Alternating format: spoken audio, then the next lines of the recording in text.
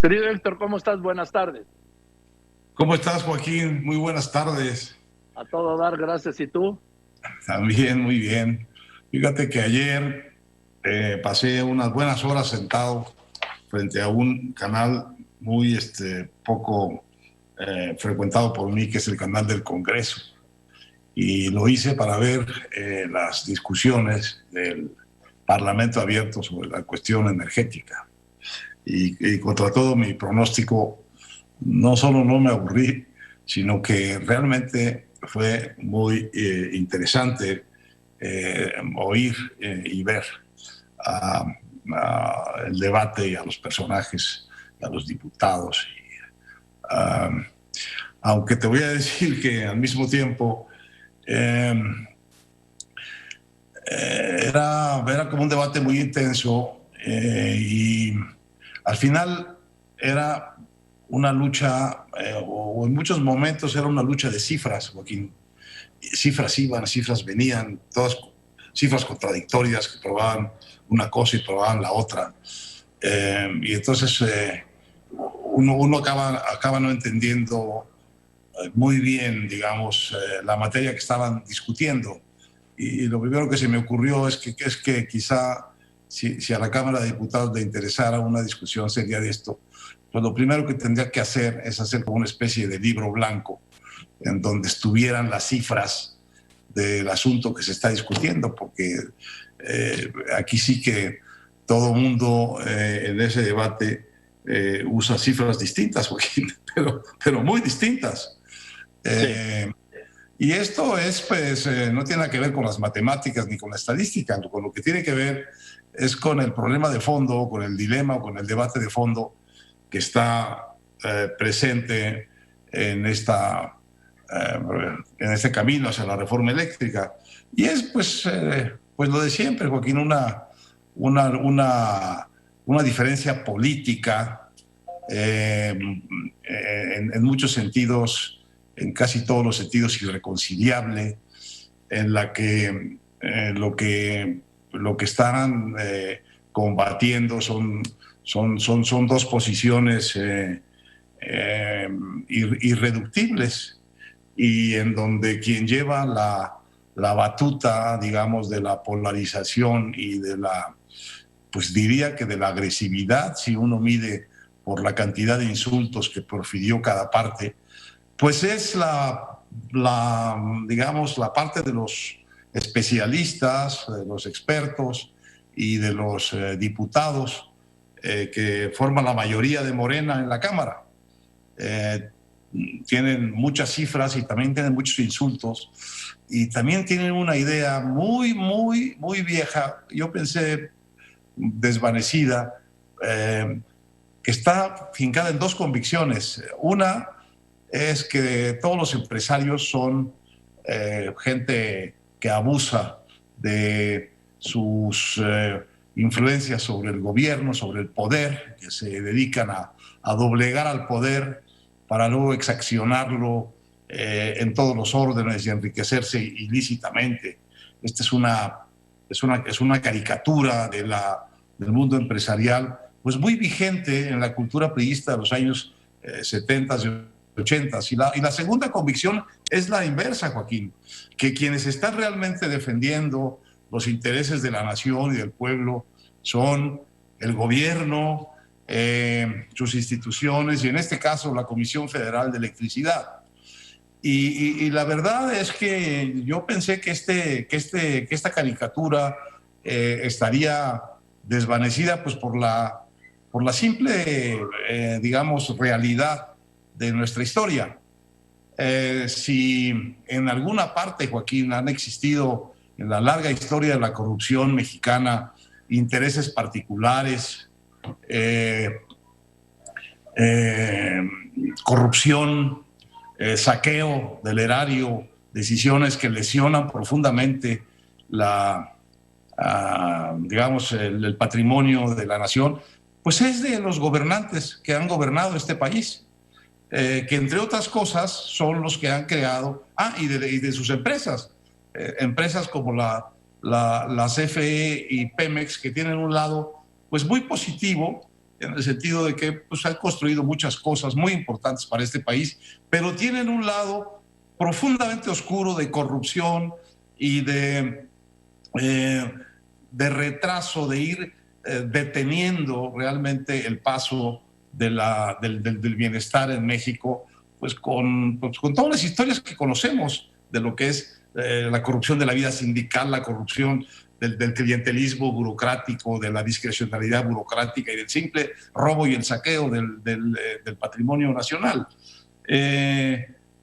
Pues son los gobiernos, digamos, los que crearon este capitalismo de cuates en el siglo pasado, del que hay todavía muchísimos ejemplos, y los que crearon a esa parte del empresariado que vive o que vivía y que vivía de hacer negocios turbios con el gobierno.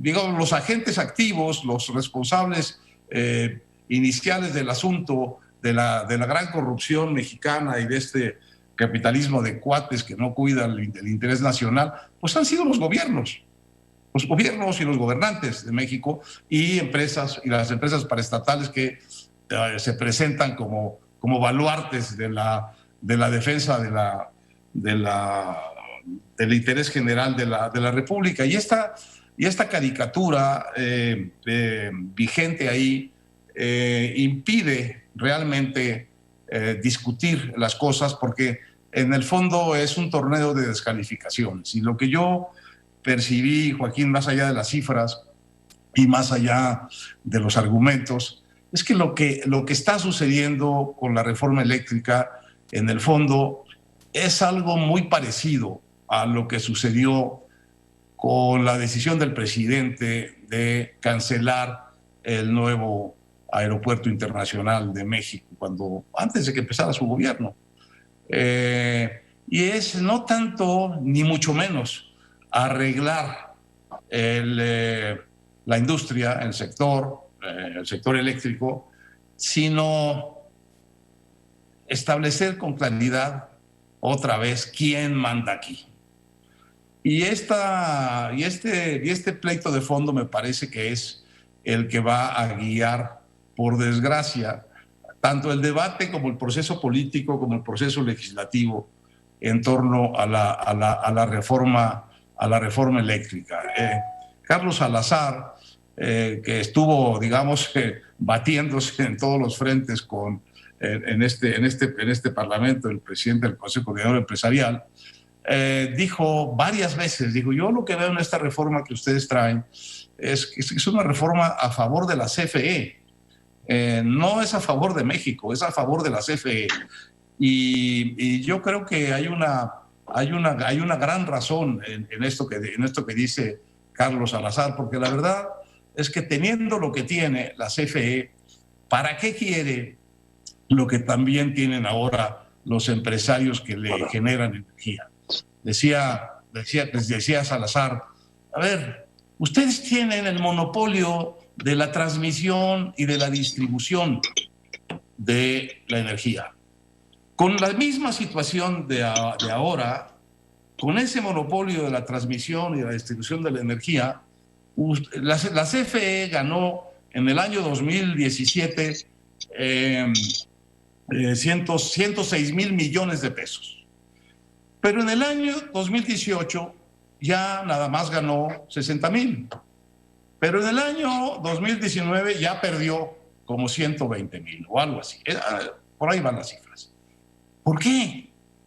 Porque es que con las mismas condiciones ustedes ganaban 106 mil pesos, 106 mil millones de 500 mil que tenían de ingresos. Y luego ahora pierden. No es porque los privados se los estén quitando, es porque ustedes están administrando mal una compañía. Dijo, miren, la compañía más rica, una de las más ricas del mundo, se llama Amazon. Y lo único que tiene Amazon es un canal de distribución. No produce nada, nada más distribuye. ¿Qué daría Amazon por tener el monopolio de la distribución en el mundo? Imagínense ustedes la clase de imperio que sería. Bueno, ¿por qué no se dedican al monopolio que tienen de la distribución y la transmisión y hacen que crezcan el negocio distribuyendo pues la energía que produzcan ustedes y que producen otros. Un argumento muy sensato que desde luego no tuvo lugar alguno en la consideración de este debate, porque el debate no es un debate, es una polarización como las que estamos viviendo en México desde que empezó este gobierno y que va directo a una decisión otra vez de aquí se trata de no de arreglar un problema, aquí se trata de ver quién manda. Si mandan estos empresarios de caricatura, penales, ilegales, saqueadores, o gana esta empresa que defiende los intereses de la nación.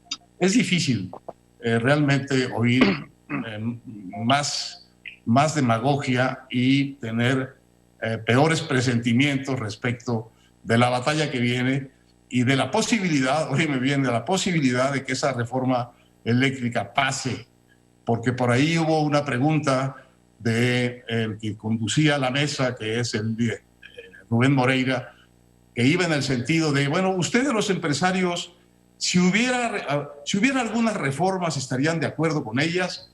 Como abriendo el paso, según yo, a la idea de que le van a cambiar unas frasecitas a la ley y va a pasar básicamente como está. Creo que la razón la tenía Salazar. Esto no necesita una reforma constitucional.